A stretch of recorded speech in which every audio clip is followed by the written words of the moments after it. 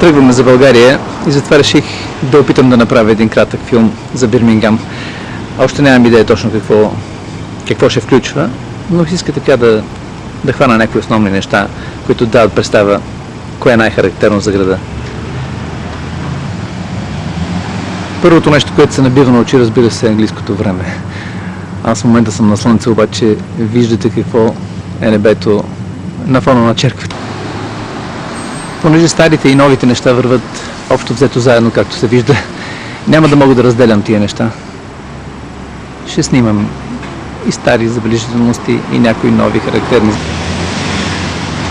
Това е катедралата Сейнт Пол. Много тихо и красиво място и мое любимо място за паркиране. Почти всичките си разходки в града започвам от тук.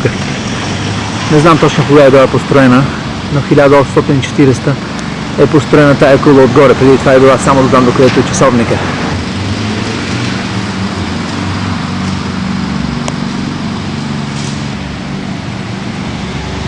Тук тревата и дърветата са почти през цялата година са зелени и полагат много грижи за тях. Ето и сега в момента там постригват тревата и са направили много хубави такива цветни лехи.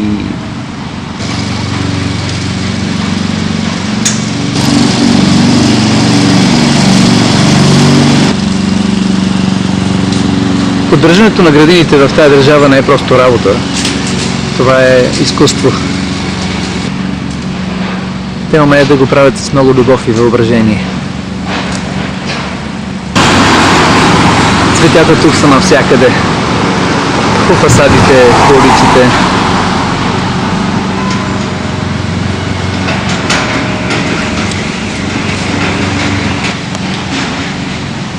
Дори и уличните лампи са украсени с цветя.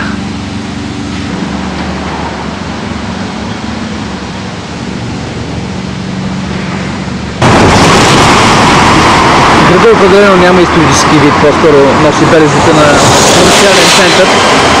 Повечето стари сгради са от викторианската епоха, по-новите са от различни периоди на 20 век. Ето това е типичният викториански стил.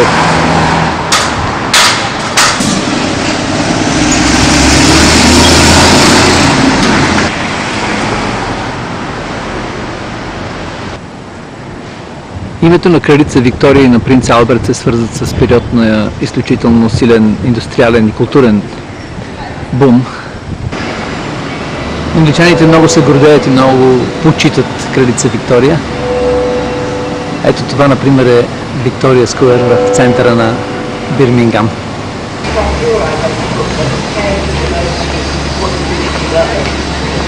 А това пък е Бирмингамската библиотека.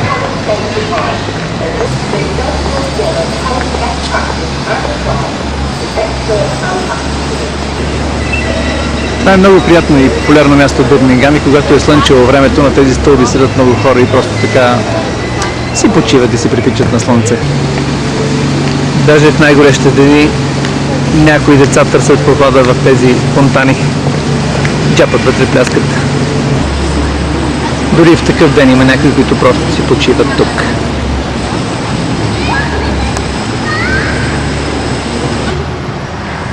От другата страна на Виктория Скуер е Бирмингамската галерия, художествена галерия и музей. Ето това е тя. В дясната част на тази сграда се намира и Бирмингамското кметство, така да се каже.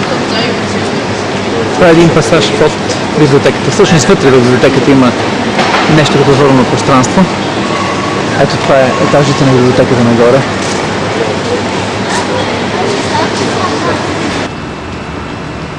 Когато се мине през този пасаж, се излиза при така едно място, което е по-модерно в архитектурно отношение. Разбира се, и тук има някакви стари неща. Този мемориал е мемориал, свързан с загиналите в различните войни, които Англия е водила главно през 20 век, а в дъното пък се вижда Симфони Хол. Ето там. Това е мемориала, от двете страни на който, на входа на който има две паметни плочи. Едната е посветена на падналите през Първата световна война, ето тук, а другата е през Втората световна война. Симфони Хол е нещо като техното НДК, едно. голяма концертна зала, около нея има изложбени зали, има и малка търговска част. Сградата е много модерна и красива.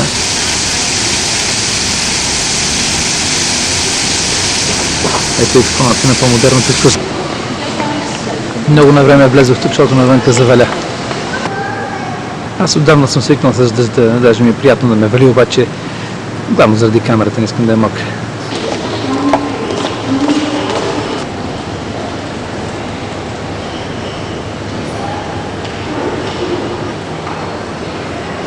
Това е една малка изложбена зала, в която често се отбиваме тук под Симфони Хол точно.